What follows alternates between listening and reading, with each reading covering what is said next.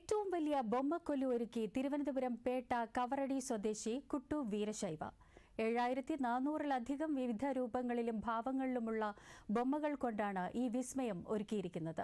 ഇത്തവണ പഞ്ചലോഹ വിഗ്രഹങ്ങളുടെ ബൊമ്മക്കൊലുവും തട്ടുകളിൽ നിരന്നു. നവരാത്രി ആഘോഷവേളകളിൽ ഒഴിച്ചുകൂടാനാവാത്തതാണ് ബൊമ്മക്കൊലു ഒരുക്കിയുള്ള പ്രാർത്ഥനകൾ.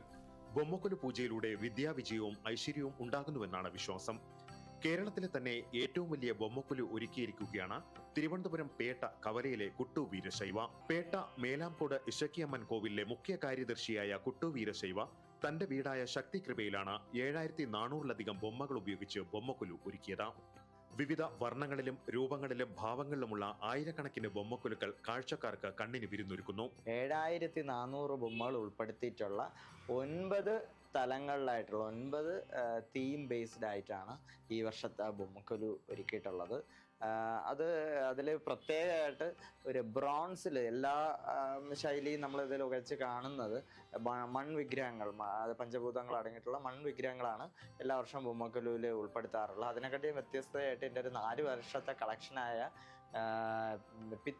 പിത്തള അതായത് ബ്രോൺസിലുള്ള കളക്ഷൻസ്, അതായത് പഞ്ചലോഹം, ചെമ്പ്, വെള്ളി, പിത്തള ഒക്കെ ഉൾപ്പെടുത്തിയിട്ടുള്ള ഒരു വിഗ്രഹത്തിന്റെ കളക്ഷൻസ് ഒരു സെക്ഷൻ 9 പടികളിലായിട്ട് അത് ഒരുക്കിയിട്ടുണ്ട്. ഒരിഞ്ചിൽ പണിതീർത്ത 108 ഗണപതി വിഗ്രഹങ്ങളും ഷൈവിസം ജെയിൻസ് ബൊമ്മക്കൊലുക്കളും തട്ടിൽ സ്ഥാനം പിടിച്ചിരുന്നു.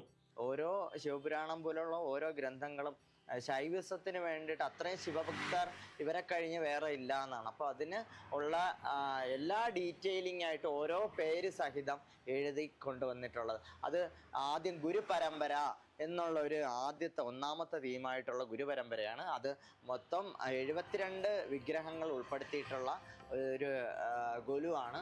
സർവ്വവ്യാപിയാണ് ദൈവം എന്നതിന്റെ ആചാരരൂപമാണ് ബൊമ്മക്കൊലുക്കൾ.